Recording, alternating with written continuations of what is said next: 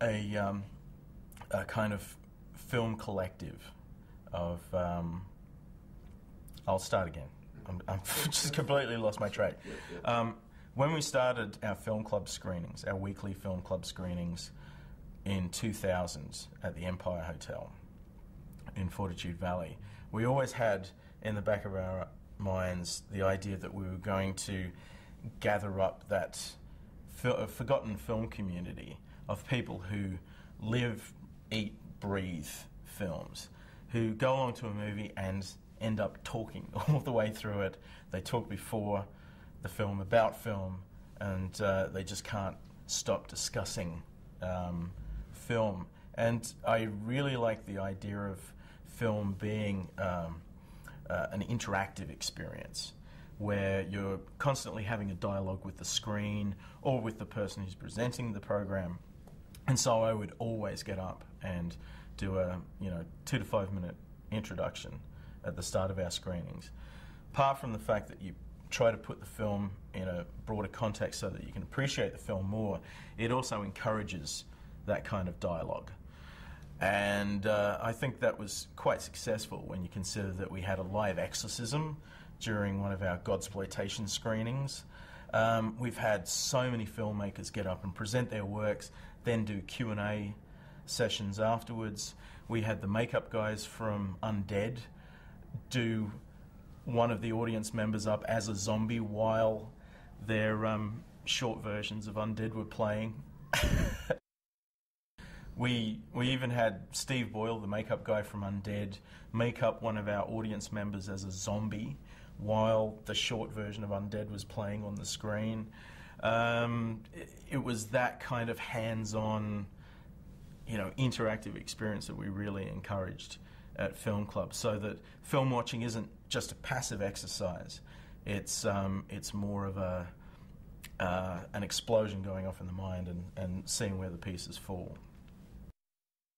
I guess I can just say that, honestly, we believe that, the philosophy of trash video has always been, fuck the police, fuck the police, fuck the police. I guess the philosophy at Trash Video and at our film club screenings has always been that there will always be films that slip between the cracks. And some of those films are deserving of a much wider audience that they get. And I guess those films, when they develop a small, fervent cult following through film club and through Trash Video, are the true essence of the cult film. And they don't have to be cheesy science fiction. They can be the most abstract art film, or even, a widescreen musical like The Sound of Music. But as long as there's longevity in the film after the film is finished, and as long as it... It's back again. Fuck! It's personal. Man. The point... We can go back when it could be a real actual fire. It could actually be. They have that new building at Roma Street.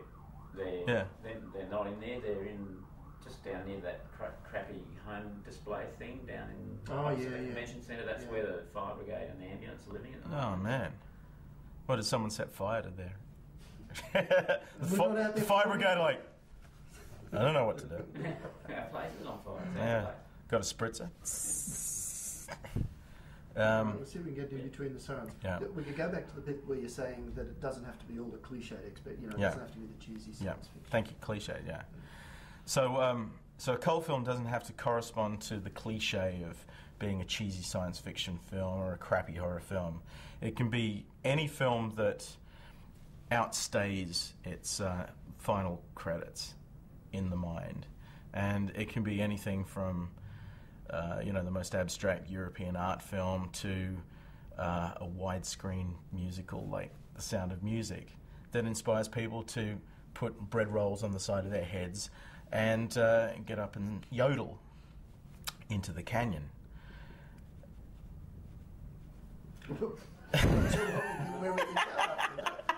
Thank you, Jack. Here's Johnny.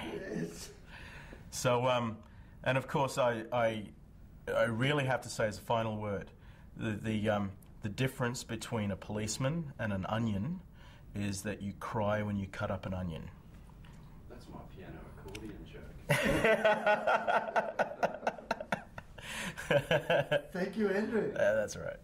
That was fantastic.